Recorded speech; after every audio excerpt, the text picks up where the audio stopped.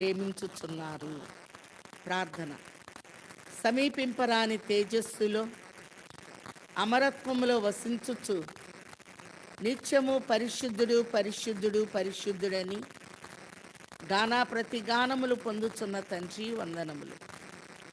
ఈ సమయంలో ఎవరు ధ్యానంలో ఉంటారో వారి చేతుల్లోనికి మీరు వచ్చి నాయన మహిమబాలుడై ఉన్న నిన్ను ఎత్తుకోగలిగిన అంతస్తుని దయచేయుచున్న తండ్రి వందనములు. నీ వద్దకు వచ్చి ఉండగా నన్ను మరుగు చేసి నిన్ను నీవు కనపరుచుకొనమని మా మధ్యకు వచ్చి వేసిన బెత్లెహేము బాలుని నామములో బ్రతిమిలాడి వేడుకొనుచున్నాము తండ్రి. ఆమేన్. ప్రభునందు ప్రియమైన వార్లారా, మహిమ బాలుని ముఖ కాంతి తండ్రి మనందరి మీద ప్రకాశింపచేయును గాక. ఆమేన్. మరి క్రిస్మస్లో ఉన్న కొన్ని గుర్తుల్ని ఈ సమయంలో మనం ధ్యానంలోని తీసుకుందాం.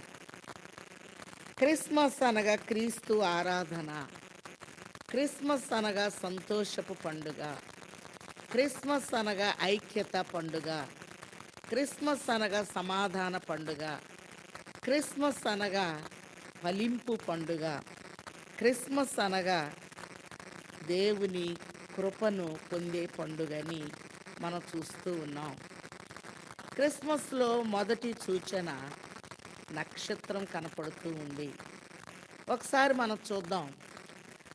సృష్టిలో 4వ దినాన దేవుడు సూర్యచంద్ర నక్షత్రాల్ని మరి కలుగ చేసినట్లుగా ఆయన చేతి పనులుగా మనం చూస్తూ ఉన్నాం. ఆది కాండము మొదటి అధ్యాయంలో మనం చూస్తే 4వ దినపు సృష్టిలో సూర్యచంద్ర నక్షత్రాలని ప్రభువు కలుగ చేస్తూ ఉన్నారు. 16వ వచనంలో మనం చూస్తే 15వ వచనంలో భూమి మీద వెలిగించుటకు అవి ఆకాశ విశాలమందు జ్యోతులై యుండుగాకని పలికెను, ఆ ప్రకారమాయెను. దేవుడు ఆ 2 గొప్ప జ్యోతులను అనగా పగటిని ఏలుటకు పెద్ద జ్యోతిని, రాత్రిని ఏలుటకు చిన్న జ్యోతిని, నక్షత్రములను చేసెను. ఇప్పుడు చూద్దాం. నక్షత్రము మొట్టమొదట క్రిస్మస్ క్యారల్స్ ఎవరు చేశారు అంటే నక్షత్రము. క్యారల్స్ అంటే పాటలు. కాబట్టి క్రిస్మస్లో మొదటి పాటలు ఎవరు పాడారో ఒకసారి చూద్దాం. యోబు గ్రంథము 38వ అధ్యాయము 7వ వచనంలో యోబు 38:7 ఉదయ నక్షత్రములు ఏకముగా కూడి పాడినప్పుడు దేవదూతలందరూ ఆనందించి జయధ్వనులు చేసినప్పుడు దాని మూలరాతిని వేసిన వాడెవడు? ఈ మూలరాయే క్రిస్మస్ అయి ఉన్నది. 118వ కీర్తనలో చూస్తున్నాం. తీసివేయబడిన రాయి తలకి మూలరాయి అని. యేసు ప్రభు క్రిస్మస్కున్న మరొక పేరు మూలరాయి అని ప్రభు తెలియచేస్తూ ఉన్నారు. ఆ బండ క్రీస్తే అని మనం చూస్తూ ఉన్నాం. మన ప్రభు 7 ఆత్మలు కలిగిన వారు గనక జకరియా గ్రంథం 3వ అధ్యాయము 9వ వచనంలో యెహోషువ ఎదుట నేనుంచిన రాతిని తేరి చూడుడి, దానికి 7 నేత్రములున్నవి, దాన్ని చెక్కడపు పని చేయువాడను నేనే. 7 ఆత్మలు కలిగిన తండ్రి సంవత్సరాది మొదలుకొని సంవత్సరాంతం వరకు ఆయన కనుదృష్టిలో మనల్ని దృష్టించుచూ ఉన్నారు. అందుకే ఇక్కడ మనం చూస్తే ప్రభు జన్మ చరిత్రలో మరి యోబు గారికి ధ్యానంలో కనపడుతూ ఉంది. సూర్యుడు మరి నక్షత్రము ఎంతో పైనున్న నక్షత్రము సూర్యుని కలుపుకొని ఒకే గొంతుతో ఏకముగా పాటలు పాడుతూ ఉంటే సూర్యుడు నక్షత్రాలు పాటలు పాడుతూ ఉన్నప్పుడు దేవదూతలు వచ్చి జయధ్వనులు చేసినట్టు చూస్తూ ఉన్నాం. ఇదే విషయాన్ని మరి చక్కగా మీరందరూ పాట రూపంలో పాడారు. 8వ కీర్తనలో సూర్య చంద్ర నక్షత్రంబు గోళములార పార్వతమున్న వృక్షములారా పార్వతమున్న వృక్షములారా పశువులారా ప్రణుతించనురారే పశువులారా ప్రణుతించనురారే దేవయెహోవా స్తుతి పాత్రుండ పరిశుద్ధాలై పరమనివాస దేవయెహోవా. సృష్టి అంతటిని దేవుడు చేస్తే ప్రభు జన్మలో సృష్టి అంతా మౌనంలో ధ్యానంలో ప్రభుని స్తుతించినట్టు మనం చూస్తున్నాం. నక్షత్రం ఉంటే మాట్లాడుతుందా? మౌనంలో ఉండే నక్షత్రము పాట పాడినట్లుగా మనం చూస్తూ ఉన్నాం. సూర్యునితో ఏకీభవించి వెలుగునిచ్చేటటువంటి కాంతి కలిగిన నక్షత్రాలు పాట పాడినట్లుగా చూస్తూ ఉన్నాం. ఆదికాండం 17 అధ్యాయంలో అబ్రామును అబ్రహాముగా మార్చి నీ సంతానాన్ని ఆకాశపు నక్షత్రాల వలె నేను చేస్తాను, ఈ నక్షత్రాలన్నిటికీ పేర్లు పెట్టమన్నారట. అప్పుడు అమ్మో ఇన్ని నక్షత్రాలకి నేను పేర్లు పెట్టగలనా, నేను పెట్టలేను అన్నప్పుడు నక్షత్రాలన్నిటికీ ఒక్కొక్కరు అంటారు కదా పలానా నక్షత్రంలో వీడు పుట్టారు అని చెప్పి. 147 కీర్తన 4వ వచనంలో చూస్తే నక్షత్రముల సంఖ్యను ఆయన నియమించి ఉన్నాడు, వాటికన్నిటికీ పేర్లు పెట్టుచున్నాడు. నక్షత్రాలకి పేర్లు ఎవరు పెట్టారు అంటే అబ్రహాముకి ఇచ్చారు ఆ ఆధిక్యత, ఆదాముకి ఇచ్చారు, కానీ దేవుడే పెట్టాడు వీటన్నిటికీ పేర్లు అనే విషయాన్ని మనం చూస్తూ ఉన్నాం. నక్షత్రము దేవుని మాట చక్కగా వింటూ ఉంది. ఒకసారి చూద్దాం. యోబు గ్రంథము 9వ అధ్యాయంలో మనం చూస్తే 7వ వచనంలో ఉదయింపవద్దని ఆయనకి సూర్యునికి ఆజ్ఞాపింపగా అతడు ఉదయింపడు, ఆయన నక్షత్రములను మరుగు చేయును. నక్షత్రాల్ని ఎవరు మరుగు చేస్తారు? ఏ టైంలో ఏ నక్షత్రం రావాలో దేవుడు సమయానుకూలముగా నడిపించువారై ఉన్నారు. కాబట్టి 4వ దినపు సృష్టి నక్షత్రము ధ్యాన క్రిస్మస్ చేసింది. ప్రభు జన్మించినప్పుడు మరి ధ్యానములో ఉన్న నక్షత్రము నోరు తెరిచి సూర్యునితో కలిసి పాటలు పాడితే మ్యూజిక్ ఆర్కెస్ట్రా ఎవరు అంటే దేవదూతలు ఆనందించి జయధ్వనులు చేస్తే మూలరాయి అనగా క్రిస్మస్ని మనం ఇక్కడ చూస్తూ ఉన్నాం. అలాగే మనం చూసినట్లయితే దేవుడు చక్కటి పేర్లు పెడుతూ ఉంటారు. యోబు గ్రంథము 9వ అధ్యాయము 8వ వచనంలో లేకపోతే 9వ వచనంలో ఆయన స్వాతి మృగశీర్షము కృత్రిక అనువాటి దక్షిణ నక్షత్ర రాసులను చేసినవాడు. కాబట్టి స్వాతి నక్షత్రము అని చూస్తూ ఉన్నాం, మృగశీర్షం అని చూస్తున్నాం, కృత్రిక నక్షత్రం అని చూస్తున్నాం, దక్షిణ నక్షత్రము అంటే వాటికి అన్నిటికీ పేర్లు ఎవరు పెట్టారు అంటే దేవుడే పెట్టినట్టు చూస్తూ ఉన్నాం. యోబు గ్రంథము 22వ అధ్యాయము 12వ వచనంలో చూస్తే దేవుడు ఆకాశమంత మహోన్నతుడు కాడా, నక్షత్రముల ఔన్నత్యము చూడుము, అవి ఎంత పైగానున్నవి. నక్షత్రాలు ఎంత పైగా. ఈ క్రిస్మస్ ఆరాధన ద్వారా తండ్రి మనల్ని పై స్థితిలో పెట్టువారై ఉన్నారు. ప్రతి ఒక్కరిని ఎంత ఔన్నత్యమైన స్థితిలో స్థాయిలో పెట్టాలో ప్రభు అంత ఉన్నతమైన స్థితిలో నక్షత్రము ఔన్నత్యము ఉన్నత స్థాయిలో ఉన్నట్లుగా చూస్తూ ఉన్నాం. అలాగే నక్షత్రము పోరాడుతూ ఉంటుంది. ప్రార్థన అనగా పోరాటము. దేవుని పిల్లలమైన మనం కూడా ఒక అంశము నెరవేరాలి అన్నప్పుడు మరి పట్టుదల కలిగిన ప్రార్థన యాకోబు వలె మనందరం చేయవలసిన వారమై ఉన్నాం.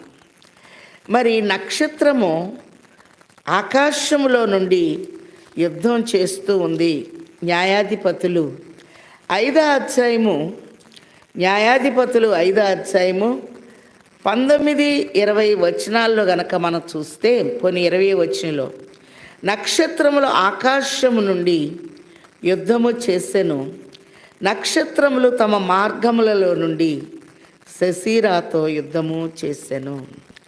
నక్షత్రము తన మార్గములో ఉండి యుద్ధం చేసినట్లుగా చూస్తూ ఉన్నాం. అలాగనే నక్షత్రము పై స్థితిలో ఉంది. నక్షత్రం దేవుని మాట వింటూ ఉంది. నక్షత్రము దేవుని పిల్లలకి విజయం కావాలి అంటే రోమా 8:26లో చూస్తున్నాం. ఆత్మ మన బలహీనతలను ఎరిగి మనకి సహాయము చేయుచున్నాడు, చెప్పశక్యము కాని మూల్గులతో ఆత్మ తానే మన పక్షముగా మరి ఏంటి అంటే విజ్ఞాపన చేస్తున్నాడు చూస్తున్నాం. ఈ నక్షత్రములు విజ్ఞాపన లేకపోతే పోరాడుతూ ఉన్నట్లుగా, శత్రువైన శిశిరాతో పోరాడినట్లుగా మనం చూస్తూ ఉన్నాం. అంత మాత్రమే కాదు, ఈ నక్షత్రాలు వాటి వాటి కాలాన్ని బట్టి రప్పించబడుతూ ఉన్నట్లుగా చూస్తూ ఉన్నాం. ఒకసారి చూద్దాం. యోబు గ్రంథములో గనక మనం గమనించినట్లయితే, ఆదికాండము యోబు గ్రంథము ఒకే సమయంలో వ్రాయబడి ఉన్నది. యోబు గ్రంథము 38వ అధ్యాయం 32వ వచనంలో, వాటి వాటి కాలములలో నక్షత్ర రాసులు వచ్చునట్లు చేయగలవా? సప్తర్షి నక్షత్రమును వాటి ఉపనక్షత్రములను నీవు నడిపింపగలవా? సప్తర్షి నక్షత్రం అంటే 7 నక్షత్రాలు కలిసి ఉంటాయి.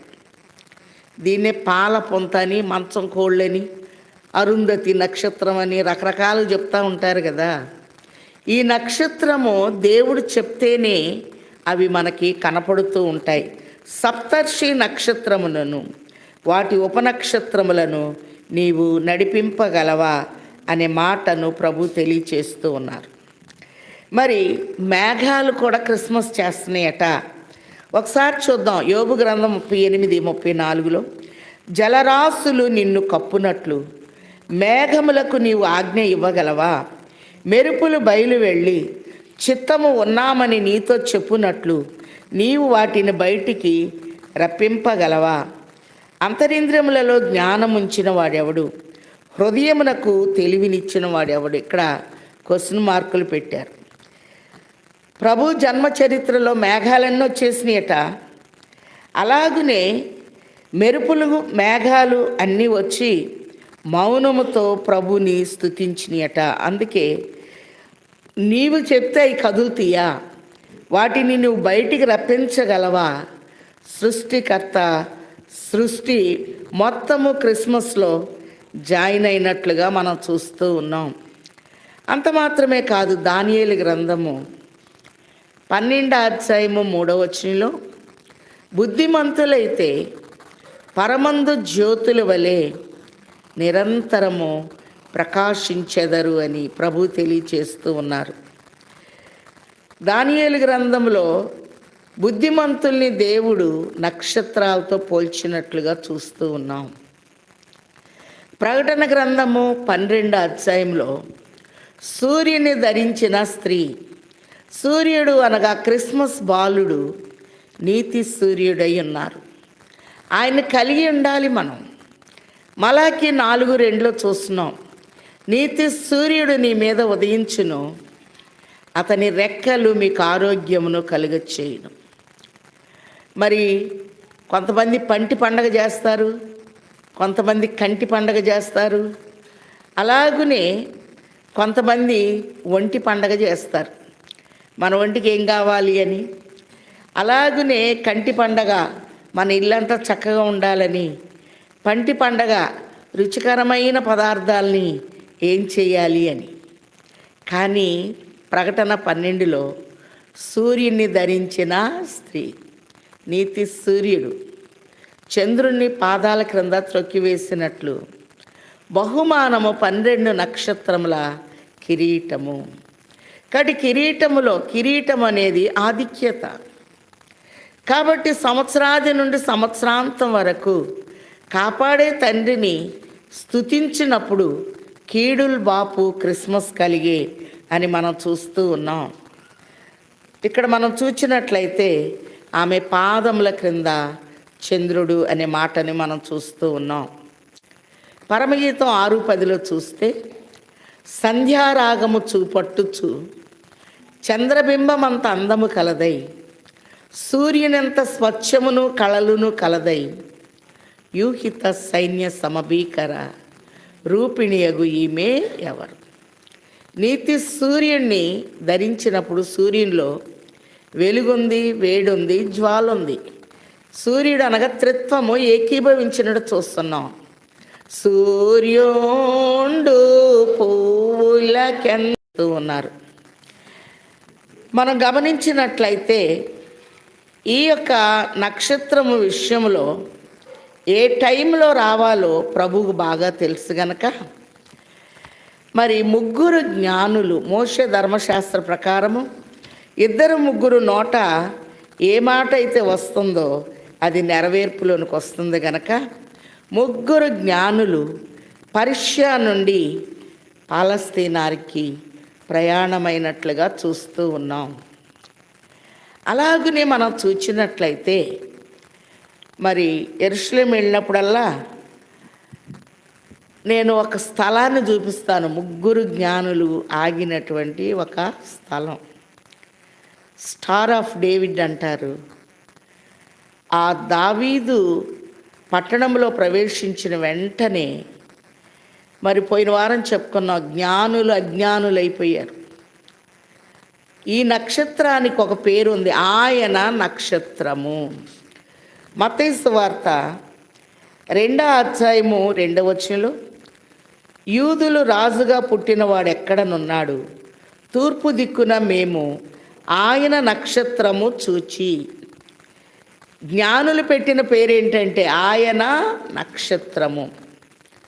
ఈ నక్షత్రాన్ని చూచి ఆయన్ని పూజింపవచ్చితమని చెప్పిరి. కాబట్టి నక్షత్రము నడిపిస్తూ ఉంది. దేవుని పిల్లలమైన మనకి మంచి నక్షత్రముగా ధ్యానములో ఉన్న వారిని ప్రభువే ఒక నక్షత్ర రూపములో ఆయన మనల్ని ఏ సమయంలో ఎక్కడికి ఎలా నడిపించాలో ఆ రీతిగా నడిపించువారై ఉన్నారు.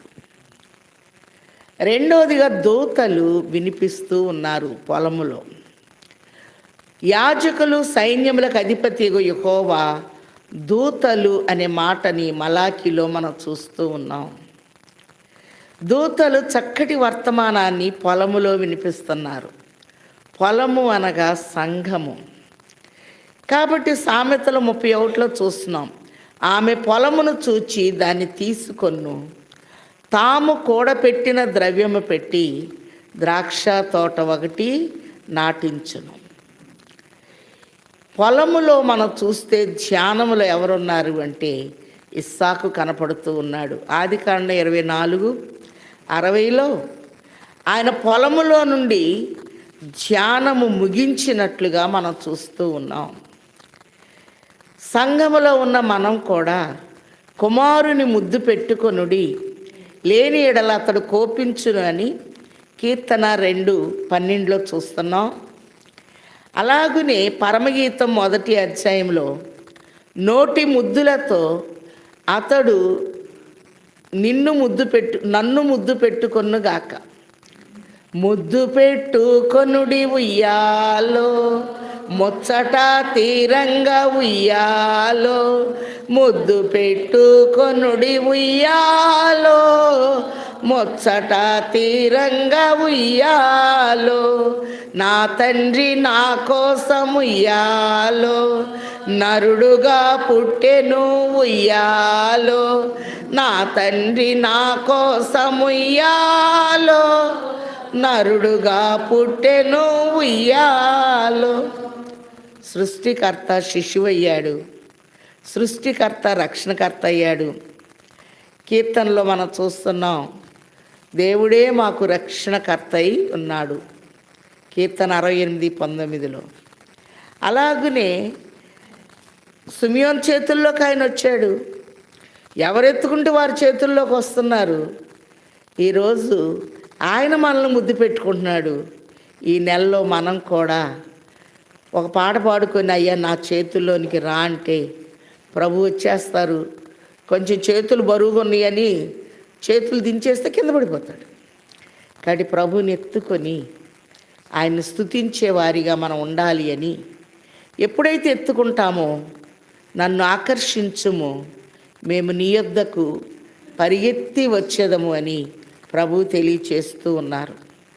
కాబట్టి ఆయన నక్షత్రాన్ని చూచిన వీరు ఆయన నక్షత్రాన్ని వదిలివేసి హేరోదు దగ్గరకు వచ్చి, మరి యూదుల రాజుగా పుట్టినవాడు ఎక్కడా? యూదా అనగా స్థుతి. స్థుతుల మీద నేను ఆసీనై ఉన్నాను. చంటి పిల్లలు చేయి స్థుతుల మీద నేను ఒక దుర్గమును స్థాపించి ఉన్నాను అని కీర్తన 8లో మనం చూస్తూ ఉన్నాం.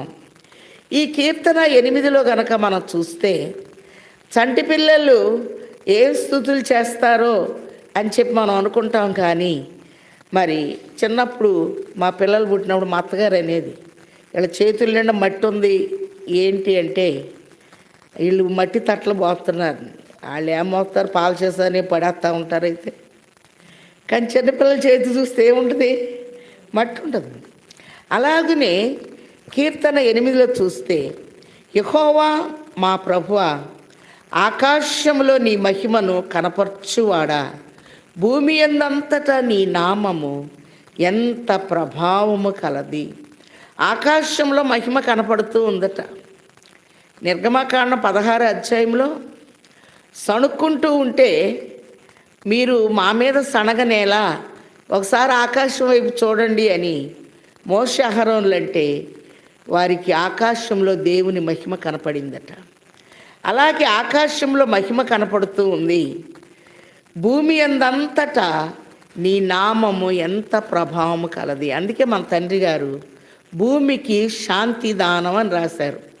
భూమి మీద ఏం కనపడుతుందంటే ప్రభావము. ప్రభు భూమి మీద శిశువుగా వచ్చారు గనక ఒక ప్రభావం కనపడుతూ ఉంది. అందుకే ఆయన అంటూ ఉన్నారు 2వ వచనంలో, మరి చంటి పిల్లలు చేయు స్తుతుల మీద, బాలుర యొక్కయు చంటి పిల్లల యొక్కయు స్తుతుల మూలమున నీ ఒక దుర్గమును స్థాపించి ఉన్నావు. దుర్గము అనగా ఒక కోట, ఒక ఆశ్రయమై ఉన్నది. సామెతలు 18:10లో చూస్తే, యెహోవా నామము బలమైన దుర్గము, నీతిమంతుడు అందులోనికి పారిపోయి సురక్షితముగా నుండును. ప్రభు జన్మ చరిత్రలో చంటి బిడ్డల యొక్క రక్తము కార్చబడింది. చంటి బిడ్డల యొక్క స్తుతులు అనే అక్కడ ఉన్నట్లుగా మనం చూస్తూ ఉన్నాం. మహిమా ప్రభావములతో వానికి కిరీటమును ధరింపచేసి ఉన్నావు. మహిమా ప్రభావాన్ని మానవులకి ఆయన ఆరాధించిన వారికి ప్రభు ఇచ్చివేసినట్లుగా మనం చూస్తూ ఉన్నాం.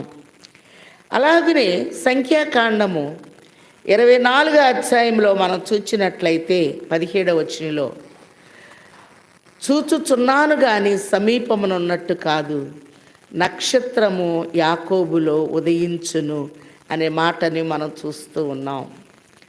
కాబట్టి నక్షత్రము ఎక్కడ ఉదయిస్తుందంటే యాకోబులో. యాకోబు వాళ్ళ నాన్న పేరు ఏంటమ్మా? ఇస్సాకు. కాబట్టి ఆదికాండం 26వ అధ్యాయము 4వ వచనం చూస్తే, దేశాలన్నీ నీకు ఇచ్చేస్తున్నాను, నక్షత్రాలలాగా నీ సంతానము విస్తరించబడుతుంది అని ఇస్సాక్కి వాగ్దానం ఇవ్వబడింది గనక ఇస్సాకు విత్తనము వేయగా 100 ఫలము కలిగెను అనే మాట చూస్తున్నాం. అబ్రహాముకి నక్షత్రాల గురించి ప్రభువు చెప్పారు. నక్షత్రాలన్నీ ఇచ్చేస్తానని ఇస్సాకుతో చెప్పారు.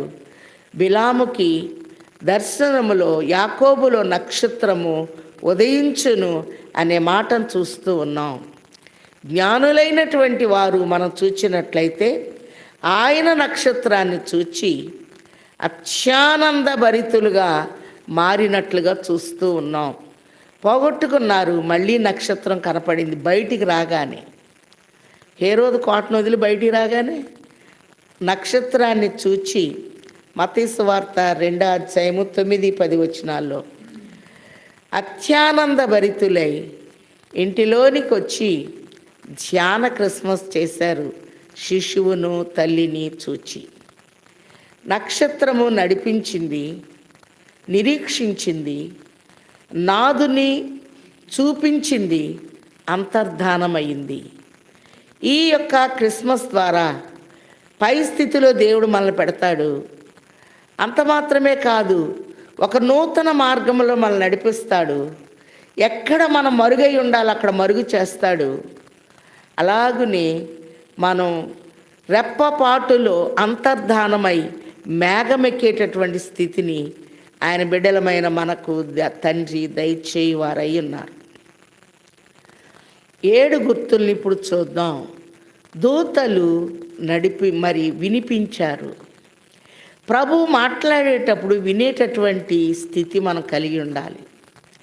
యెషయా గ్రంథం 3వ అధ్యాయంలో మనం చూస్తే, ఆలకించుడి, ప్రభువును సైన్యములకు అధిపతియగు యెహోవా పోషణయు పోషణ ఆధారమును, అన్నోదకముల ఆధారమంతయు పోషణమంతయు అనే మాట చూస్తున్నాం. ఆహారము మనుష్యుడు రొట్టె వలన మాత్రము కాదు, దేవుని నోట నుండి వచ్చు ప్రతి మాట వలన జీవించు. ప్రభు తన్ను తాను ఒక రొట్టెగా మనకి ఇచ్చుకున్నారు. అందుకే క్రిస్మస్లో కేక్ కటింగ్ అనేది పెడతాం. పరలోకము నుండి దిగి వచ్చిన జీవాహారమును నేనే, ఉదకము అనగా నీరు. కాబట్టి బళ్ళెంతో పొడిచినప్పుడు ఆయన ప్రక్కలో నుండి రక్తము నీరు కారేనని చూస్తున్నాం. నజరేతుకు మనం వెళితే, మీలో చాలామంది యెరూషలేం వచ్చారు కదా, నజరేతులో యేసయ్య పుట్టినప్పుడు స్నానం చేయించడానికి వాళ్ళ తండ్రే బావి తవ్వారు యోసేపు గారు. ఆ మట్టంతా మరియమ్మ గారు ఎత్తిపోసారు. ఒక దిబ్బలాగా ఉంటుంది, మేరీ స్వెల్ అంటారు దాన్ని. ఇప్పటికి కూడా ఉంది, మనం అక్కడికి వెళ్తాం. మరి ఆ నీళ్లతో స్నానం చేయించారు. ఇప్పుడు కూడా యూదులైన వారు ఆరాధనకి వెళ్ళేటప్పుడు పైనుండి పడే నీళ్లు ఒక తొట్టులో పడతారు. ఆరాధనకి వెళ్ళేటప్పుడు ఆ పైనుండి వచ్చిన నీటితో స్నానం చేసి వారు ఆరాధనకి వెళ్తారు. అందుకే 2వ దినమున పై జలములు క్రింది జలములు అనే మాటల్ని మనం చూస్తూ ఉన్నాం. ఈజిప్టుకు మనం వెళ్ళినప్పుడు మరి యోసేపుని ఒక సరసాలు వేశారు. ఆయన దగ్గర పానదాయకుడు భక్ష్యకారుడు ఉన్న జైల్లో వారికి కళకి వివరం చెప్పాడు యోసేపు. నైలు నదికి కుడివైపున ఉంటుంది. అదే స్థలంలో హేరోదు చంటి పిల్లల్ని చంపించేటప్పుడు శిశువుని ఎత్తుకొని ఈజిప్ట్కి వెళ్ళినప్పుడు ఈ జైలే వాళ్ళకి ఆశ్రయం ఇచ్చింది.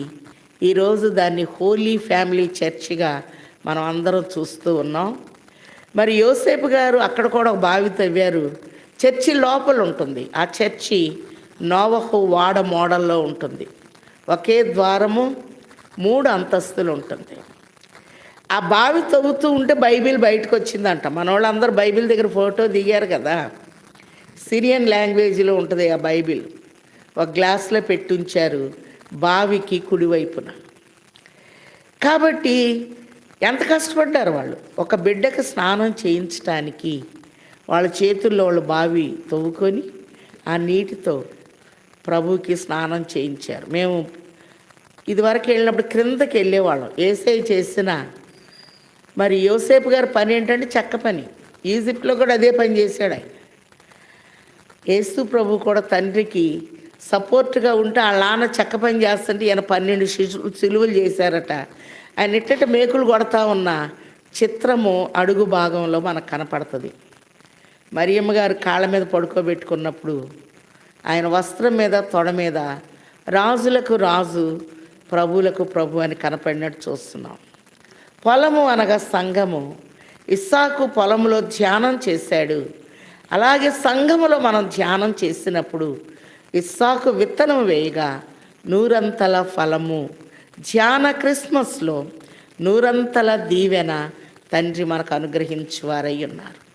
ప్రజలందరికీ కలగబోవు మహా సంతోషకరమైన సువర్తమానము అనే మాటని మనం చూస్తూ ఉన్నాం. అలాగనే మూడోదిగా మనం చూస్తే మంద కాపర్లు ప్రభువుని దర్శిస్తూ ఉన్నారు. నేడు దేవుడు నిన్ను చూడవచ్చినాడు, నేడు దేవుడు నిన్ను చూడవచ్చినాడు, మేలుకో నరుడా. కాబట్టి మనం చూస్తాక ఎవరు వచ్చారు? ప్రభు వచ్చారు. చూచుచున్నాము నీ వైపు మా ప్రియ జనకాని ఆంధ్ర క్రైస్తవ కీర్తనలో మనం పాడుకుంటాం, పాడతాం కానీ అస్సలు చూడం. కానీ దేవుడు మనల్ని చూస్తూ ఉన్నాడు. సంవత్సరాది మొదలుకొని సంవత్సరాంతం వరకు మనల్ని ఎవరు చూస్తున్నారు అంటే ప్రభు చూస్తూ ఉన్నారు. మనల్ని చూచే ప్రభుని మనం కూడా చూడాలి. కాబట్టి లూకాసు వార్త 2:15 మందకాపరులతో దూత మాట్లాడి ఆయనకు ఆనవాలు చెప్పింది. మరి ఒక శిశువు పొత్తిగుడ్డలతో చుట్టబడి ఒక తొట్టిలో పండుకొని ఉండుట మీరు చూచెదరు అని చెప్పగానే వారెంతో ఆనందంతో పొలములో నుండి ప్రభు జన్మించిన స్థలము దగ్గరికి, లేక దావీదు ఇంటికి, దావీదు ఉన్న ఇల్లు, రూతమ్మ ఉన్న ఇల్లు, అదే ఇల్లు రాహాబున్న ఇల్లు, అదే ఇల్లు మరియమ్మ గారు మరి వచ్చి వేసిన ఇల్లు, ఈ స్థలానికి ఆ సత్రం దగ్గరికి వీరు వచ్చారు. వచ్చిన తర్వాత శిశువును చూచారు, తల్లిని చూచారు, యోసేపుని చూచారు, కన్నవాటిని విన్నవాటిని చెప్పారు. మరియమ్మ అన్నీ భద్రం చేసుకుందట తన హృదయంలో. వీళ్ళు మందకాపర్లు గొల్లలు చెప్పే మాటలు ఏంటి ఎంతో అనుకుందా? ఎవరు చెప్పినా మనం విన్నప్పుడు చక్కటి నెరవేర్పుని తండ్రి మనకి దయచేవారై ఉన్నారు అని ప్రభు తెలియచేస్తూ ఉన్నారు. ఒకటి, నక్షత్రము నడిపించుట. క్రిస్మస్లో మనందరం నక్షత్రాలుగా మారిపోవాలి. 2, దూతలు వినిపించుట. మన స్వరము క్రీస్తు నేడు పుట్టెను అనే స్వరము లోకమంతా ఒక నినాదముగా వినపడాలి. 3వదిగా మంద కాపర్లు దర్శిస్తూ ఉన్నారు. దీనులైన వారిని దర్శించాలి. మరియమ్మ గారు దీనురాలు, ధన్యురాలు, హృదయ శుద్ధి కలవారు ధన్యులు, వారు దేవుణ్ణి చూచెదరు అనే మాటని మనం చూస్తూ ఉన్నాం. వీరు దర్శించారు, కన్నవాటిని విన్నవాటిని చెప్పారు. మత్తయి సువార్త 2:9-10 ఇద్దరు వచ్చి, ఇద్దరున్న స్థలంలో క్రిస్మస్ జరిగింది. వారు శిశువును తల్లిని చూచి, పోయిన వారం చెప్పుకున్నాం, శిశువు అనగా ప్రభువు, తల్లి అనగా సంఘము. కాబట్టి వారు చూచారు, సాగిలపడ్డారు. 3వదిగా పూజించారు. 4 పెట్టెలు విప్పారు. 5వదిగా ఆయన కొరకు బంగారము రాజరికాన్ని చూపిస్తుంది, సామ్రాణి సత్యాన్ని చూపిస్తుంది, సమర్పణ చూపిస్తుంది, బోళము పునరుద్ధానాన్ని చూపిస్తుంది. ఈ 3 కలిపి యోహాను సువార్త 14:5-6 నేనే మార్గమును సత్యమును జీవమునై ఉన్నాను అని ప్రభు చక్కగా మనకి తెలియచేస్తూ ఉన్నారు. కాబట్టి వారు సాగిలపడి వీరేం చేశారంటే సమర్పించినట్లుగా మనం చూస్తూ ఉన్నాం. క్రిస్మస్ అనగా సమర్పణ. రోమా 8:32 తన సొంత కుమారుని అనుగ్రహించుటకు వెనుక తీయక మనందరి కొరకు ఆయన అప్పగించిన వాడు ఆయనతో పాటు సమస్తమును మనకెందుకు అనుగ్రహింపడు అనే మాటని మనం చూస్తూ ఉన్నాం. కాబట్టి జ్ఞానులు సమర్పణ. క్రిస్మస్లో హృదయమను తోటేలో నేయుండు మని మొర్రా బెట్టుకో నరుడా బెట్టుకో. ప్రభు నా హృదయంలోనికి రా, నా హృదయంలో నివాసం చెయ్యని దేవుణ్ణి మనం అడిగే స్థితిలో ఉండాలి గనక సామెతల గ్రంథంలో ప్రభు తెలియచేస్తున్నారు 3వ అధ్యాయంలో, నా కుమారుడా నీ హృదయము నా కిమ్ము అని ప్రభు తెలియచేస్తూ ఉన్నారు. నక్షత్రము నడిపించింది, దూతలు వినిపించారు, మందకాపర్లు దర్శించారు, జ్ఞానులు సమర్పించారు. 5వదిగా మరియా ఆనందించింది. 6వదిగా మనం చూస్తే క్రిస్మస్లో చిన్న బాబుని 40 రోజుల బాబుని తీసుకెళ్ళి లూకా సువార్త 2:25 నుండి చూస్తే సుమియోను అనే ఒక వ్యక్తి కనపడుతూ ఉన్నాడు. ప్రభుని చూడక మునుపు ఆయన మరణం నొందడి గనక ఆయన చేతుల్లో పెట్టినప్పుడు ఈయన ఎలా చూస్తున్నాడు అంటే పెండ్లి కుమారుడుగా చూస్తున్నాడు, రెండో రాకడ చూస్తున్నాడు. నాదా సకల ప్రజల ఎదుట నీవు సిద్ధపరిచిన రక్షణను నేను కన్నులారా చూచితిని. ఈ లైన్ అంతా అయ్యగారు మనకి పంక్తిలోనికి రండి అనే పాటలో ఎవరి తర్వాత ఎవరు వచ్చారో ఆ లైన్ అంతా మనకు నేర్పిస్తూ ఉన్నారు. కాబట్టి మరి సకల ప్రజల ఎదుట ఇశ్రాయేలీలకు మహిమగా ఉన్నాడు, అన్యజనులకు వెలుగుగా ఉన్నారు.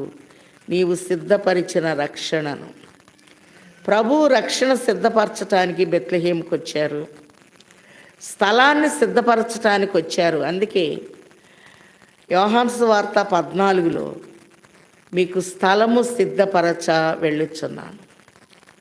3వదిగా భోజనం సిద్ధపరచటానికి వచ్చారు.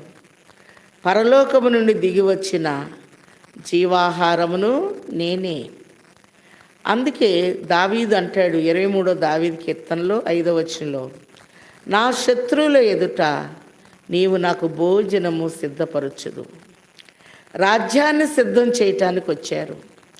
మత్తయి సువార్త 25వ అధ్యాయము 34వ వచనంలో, కుడి చేతి వైపునున్న వారిని చూచి నా తండ్రి చేత ఆశీర్వదించబడిన వారులారా రండి, లోకం పుట్టినది మొదలుకొని మీ కొరకు సిద్ధపరచబడిన రాజ్యమును స్వతంత్రించుకోండి అని ప్రభు తెలియచేస్తూ ఉన్నారు. ఆయన పట్టణాన్ని సిద్ధం చేయటానికి వచ్చారు. హెబ్రీలకు రాసిన పత్రిక 11వ అధ్యాయము 16వ వచనంలో, వారు వాగ్దాన ప్రకారము వందనము చేసి దూరము నుండి ఆ దేశాన్ని చూచి, ఈ దేశంలో మన యాత్రికులము ప్రయాణికులము, మన పౌర హక్కు పరలోకమందు ఉన్నది అని చెప్పి వారు నమ్మినట్లుగా మనం చూస్తూ ఉన్నాం. అందుకే సిమియోను అంటున్నాడు, సకల ప్రజల ఎదుట నీవు సిద్ధపరిచిన రక్షణను నేను కన్నులారా చూచి. 7వదిగా మనం చూస్తే లూకా సువార్త 2వ అధ్యాయము 38 నుండి చూస్తే ఫనూయేలు కుమార్తె హన్నా ప్రవక్తిని. ఈమె ఇక్కడ చూస్తే ఆషేరు గోత్రికురాలు. అందుకే ఆషేరు నద్ద శ్రేష్టమైన ఆహారము కలదు అని చెప్పి ఒక చక్కటి దీవెన ఆదికాండం 49 మరి 20లో యాకోబు దీవిని ఇచ్చివేసినట్టు చూస్తున్నాం. ఒక్క మాట చూసి ముగించేసుకుందాం. ద్వితీయోపదేశ కాండము 33వ అధ్యాయము 24వ వచనంలో, ఆషేరును గూర్చిట్లను, ఆషేరు తన సహోదరుల కంటే ఎక్కువగా ఆశీర్వదించబడును. ఈ ఆషేరు గోత్రికురాలు కొనియాడింది ప్రభుని. క్రిస్మస్లో కొనియాడ తరమే నిన్ను అని మనం పాడుకుంటాం. ఎవరైతే కొనియాడతారో ప్రభుని ఆరాధిస్తారో ఎక్కువగా ఈ మాసములో ఆశీర్వదించబడతారు. అతడు తన సహోదరుల కంటే కటాక్షమునందును తన పాదములను తైలముతో ముంచుకొను. తైలము అనగా అభిషేకము. కాబట్టి ఇక్కడ మనం చూచినట్లయితే నీ కమ్ములు ఇనపవియు ఇత్తడివినై ఉండును. తొట్టిల్లరు వారి ఆత్మీయ స్థితి చాలా బాగుంటుంది అని ప్రభు తెలియచేస్తూ, నీవు బ్రతుకు దినములలో నీకు విశ్రాంతి కలుగును. ఏ రోజు దుఃఖంగా ఉండం. ప్రభు చెప్పారు మత్తయి సువార్త 11:28, ప్రయాసపడి భారం మోసుకొనుచున్న సమస్తమైన వాళ్ళారా నా యొద్దకు రండి, నేను మీకు విశ్రాంతినిత్తును. ప్రభు దగ్గరికి మనం వచ్చినప్పుడు చక్కగా ధ్యానములో ఆయన్ని మనం ఎత్తుకుంటూ భుజాన్ని వేసుకుంటూ ఒక లాలిపాట పాడుతూ ఉన్నప్పుడు ఎంతో నెమ్మది అనేది ఉంటుంది. అందుకే కీర్తన 65లో సియోనులో మౌనముగా ఉండుట యెహోవాకు స్తుతి చెల్లించుటే. కాబట్టి మౌనములో ఉన్న ఈమె ఏ గడియలో బయటికి రావాలో ఆ గడియలో వచ్చి ప్రభువుని చూచి కొనియాడి యెరూషలేము విమోచన కొరకు కనిపెట్టుచున్న వారందరితో మాట్లాడిందట. ఇప్పుడు యెరూషలేము విమోచకుడు ఎవరు అనగా, లేకపోతే సియోను విమోచకుడు ఎవరు అంటే యేసు ప్రభు రెండో రాకడ గురించి మాట్లాడిన వారందరిలో ఇద్దరు రెండో రాకడ గురించి మాట్లాడారు. ఒకటి సిమియోను, 2 హన్నా, ఫనూయేలు కుమార్తె హన్నా. యెరూషలేము విమోచన కొరకు కనిపెట్టుచున్న వారందరితో, ఎందుకంటే యెరూషలేములో దేవాలయం కట్టబడాలి, యెరూషలేములో ఆయన రక్తము కార్చబడింది, అది మన కొరకు. ఇప్పుడు యూదులైనటువంటి వారి కొరకు ఆయన సియోనులో నుండి రావాలి. అందుకే సియోనులో నుండి యెహోవా నిన్ను ఆశీర్వదించును గాక అని 128 కీర్తన 5వ వచనంలో చూస్తున్నాం. పోయిన వారం కూడా జ్ఞాపకం చేశా. కీర్తన 14లో కానీ 53లో కానీ ఆయన సియోనులో నుండి వస్తాడు, యాకోబు హర్షించును, ఇశ్రాయేలు సంతోషించును. చివరిగా ప్రభు సియోనులోకి వస్తే రాజు అవుతాడు. కీర్తన 2:6లో సియోనులో నా రాజును నేను ఆసీనునిగా చేసి ఉన్నాను అని ప్రభు తెలియచేస్తున్నారు. కాబట్టి నన్ను ఆకర్షించుము. నక్షత్రము, ఆయన నక్షత్రము జ్ఞానులను ఆకర్షించింది, ప్రభుని చూపించింది. నన్ను ఆకర్షించుము, మేము నీ యొద్దకు పరిగెత్తి వచ్చేదము. మందకాపరుల్ని దూత వెళ్ళి విషయం చెప్పినప్పుడు మరి క్రిస్మస్ బాలుడు, తొట్టి బాలుడిని వారు ఆక్రమించారు. పరిగెత్తుకొని వాళ్ళందరూ వచ్చి కన్నవాటిని విన్నవాటిని చెప్పారు. అలాగనే జ్ఞానులైన వారు ప్రభు వారిని ఆకర్షించారు కనుక ఒక్కడే ఉన్న తల్లి అక్కడున్నా వారు సాగిలపడ్డారు, మరి పూజించారు, ఆయన చూచారు, పెట్టెలు విప్పారు, బంగారము సాంబ్రాణి బోళము ఆయనకు సమర్పించారు. అలాగే మందకాపర్లు చెప్పిన మాటల్ని విన్న మరియా ఆనందించింది. క్రిస్మస్లో మరియమ్మ వలె మనం ఆనందించాలి. అలాగే సిమియోను స్తుతించాడు, మనం కూడా స్తుతించాలి. అన్నా కొనియాడింది, నక్షత్రము నడిపించింది, దూతలు వినిపించారు, మందకాపర్లు దర్శించారు, జ్ఞానులు సమర్పించారు, మరియ ఆనందించింది, సిమియోను స్తుతించాడు, అన్నా కొనియాడింది. ఈ కొనియాడే తరమే నిన్ను, ఈ తరములో ఆయన మనం కొనియాడుతూ మన అంతరంగాల్లో ప్రభుని చేర్చుకుంటూ ఆయన ముద్దాడుతూ ఉన్నప్పుడు నన్ను ఆకర్షించుము, మేము నీ యొద్దకు పరిగెత్తి వచ్చేదమని ప్రభువు, దూతలు, పరిశుద్ధులు పరిగెత్తుకొని వచ్చేటప్పుడు ఆత్మతో సత్యముతో ఆయన ఆరాధించే క్రిస్మస్ తండ్రి ముమ్మరముగా మనందరికీ దయచేయును గాక. ఆమెన్. బోలో యేసు రాజ్కి, రాజుల రాజ్కి, బెత్లెహేం బాలునికి హ్యాపీ హ్యాపీ క్రిస్మస్. దయానిధివై ఉన్న తండ్రి, ఈ సమయంలో క్రిస్మస్లో ఉన్న ధ్యానముతో నిన్ను క్రిస్మస్ చేసిన నక్షత్రాల్ని, సూర్యుడిని, అలాగనే మేఘాల్ని, సృష్టి అంతటిని, దూతల్ని, జ్ఞానుల్ని, నాయన సిమియోన్ని, అలాగనే నాయన హన్నాని, మరియను 7 రీతులుగా మేము చూచి ఉన్నాం. ఆత్మతో సత్యముతో మౌనములో మిమ్మల్ని ఆరాధించగలిగిన స్థితి ప్రభు వచ్చుచున్నారు. ఆయన సన్నిధిని మౌనముగా ఉండుడి అన్నారు గనక అట్టి ధ్యాన క్రిస్మస్ని మా అందరికీ అనుగ్రహించి మాలోనికి మీరు వచ్చి మిమ్మల్ని ఎత్తుకోగలిగిన స్థితినివ్వండి. ఈ కార్యక్రమాన్ని వీక్షిస్తున్న ప్రతి ఒక్కరిని ప్రతిష్ఠించండి, దీవించండి.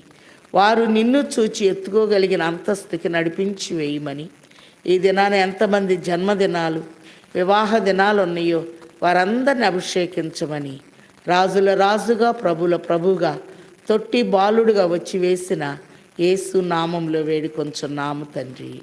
ఆమెన్.